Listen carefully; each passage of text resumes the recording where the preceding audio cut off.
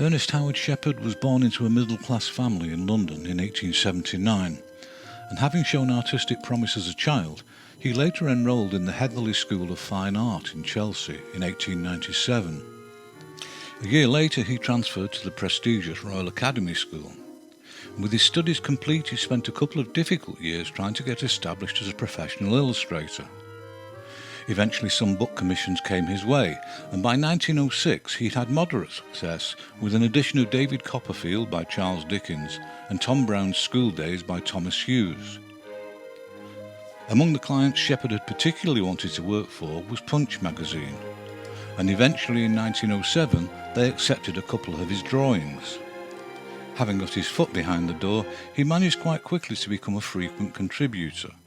His drawing style was far more sketchy than any of his contemporaries at the magazine, and stylistically he was more aligned with Phil May, who had died young in 1903, but was a significant influence on his spare gestural inking technique. He usually left politics to others, and his humour was generally confined to social humour and the peculiarities of the British class system. And it was his own, the middle class, which were most frequently satirised. Although he was in his mid-30s when World War I broke out in 1914, he was commissioned as a second lieutenant in the Royal Artillery. He served in military action on a regular basis, and he was awarded the Military Cross for conspicuous gallantry. And despite being an actual combatant in several battles, he carried on contributing to Punch from war-torn Belgium and France. Some of his drawings made light of the appalling reality of war, but others were a compelling record of the danger and misery they faced. On his return to civilian life, he was offered a full-time position as a staff artist at Punch, and Shepard was delighted to accept the job. At this time things had gone quiet for book commissions, but in 1923 one of his colleagues at Punch recommended Shepard as the illustrator for a book of verse by A. Milne titled When We Were Very Young. Milne was initially far from convinced that he was the right person for the job, but when Shepard's illustrations were used to accompany extracts from the book published in the pages of Punch, Milne completely changed his mind. The book was subsequently published in 1924, and it sold in large numbers. Now a convert, Milne insisted that Shepard should illustrate his latest book, Winnie the Pooh, and even offered him a percentage of his own royalties in addition to his fees from the publisher as an inducement. The book was published in 1926, and of course the success it had and has now continued to have for almost 100 years has become legendary in the world of children's publishing. Although they never became friends, and they were at best professionally cordial with each other, Shepard's illustrations and Milne's stories were nevertheless a marriage made in heaven.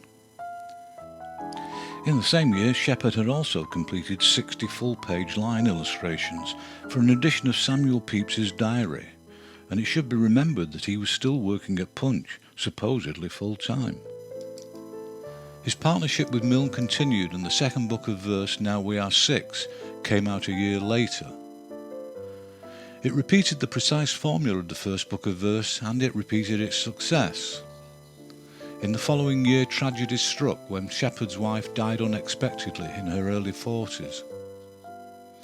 Shepard was understandably grief-stricken, but as many creative people tend to do in such times, he immersed himself completely in yet more work as the only way to handle his grief.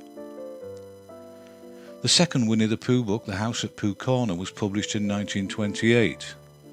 Once again, Shepard's ink renditions of the characters and stories were perfectly aligned with the frivolous and occasionally bittersweet sentimental text. By this point he had become completely comfortable with his cast of characters and how they would behave, and the book produced arguably even more visual delights than the first one.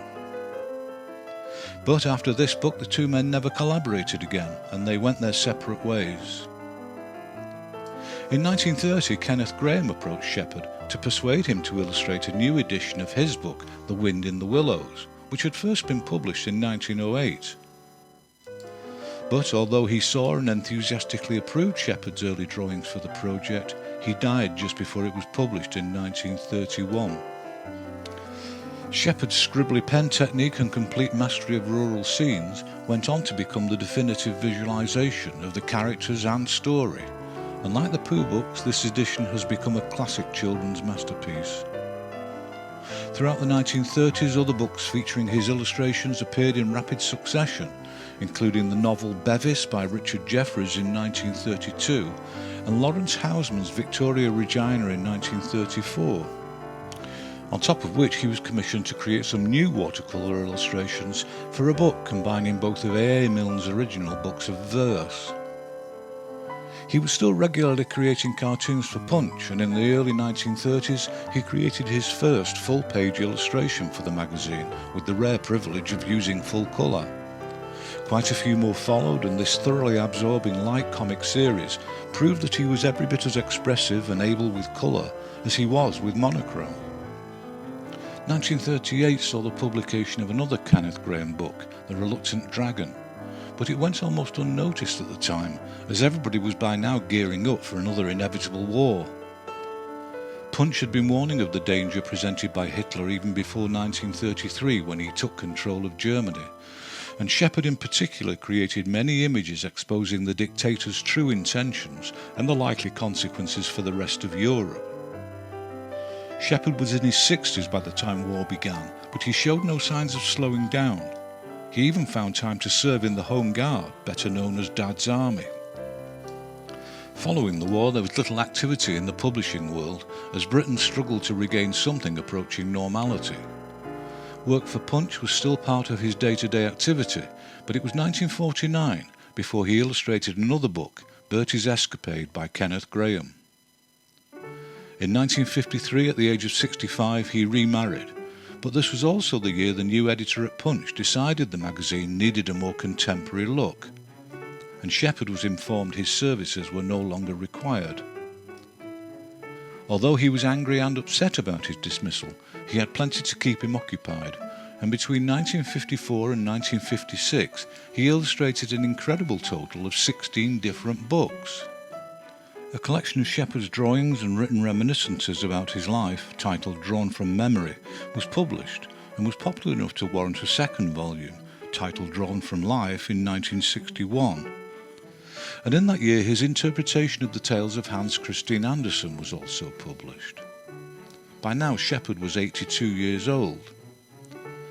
Although A. A. Milne had died in 1956, the enduring popularity of Winnie the Pooh kept Shepard busy into old age.